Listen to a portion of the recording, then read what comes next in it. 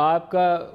آئی نو کہ آپ کے وہ فنگر ٹپس پہ نمبر ہوتے تھے، ہم پوچھتے تھے کہ یہ ریونیو کہاں سے آئے گا تو آپ کہتے تھے سگریٹ پہ ڈیوٹی یوں کرو گے تو یہ آ جائے گا، یہ جی ایس ٹی کا ریٹ 1% یہ کیا تو یہ امپیکٹ آ جائے گا، ادھر سے اگر چھوٹ دی پیٹرولیم والی کی لیوی بڑھا دی تو ادھر سے یہ آ جائے گا۔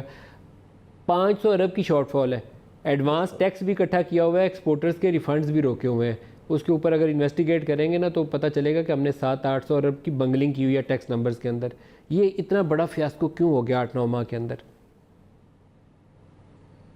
اس کے دو بڑے وجوہات ہیں۔ ایک تو یہ کہ آنے والی حکومت نے جو دو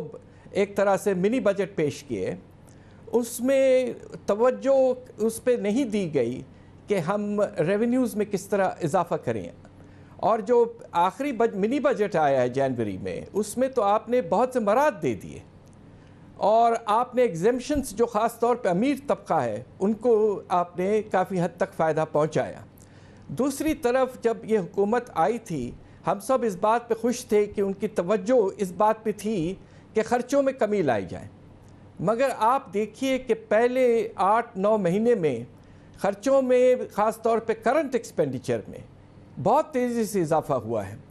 آپ کے جو میجر ہیڈز ہیں ان میں اضافہ ہوا ہے، اور اس کے نتیجے میں ڈیولپمنٹ سپینڈنگ کو تقریباً 25-30% کاٹنے کے باوجود آپ کا ڈیفیسٹ بہت تیزی سے آگے بڑھ رہا ہے۔ تو اس لیے مجھے افسوس سے کہنا پڑتا ہے کہ بجٹری مینجمنٹ جو ہے وہ اس حکومت کی ابھی تک مستحکم اور سکسیسفل ثابت نہیں ہوئی ہے۔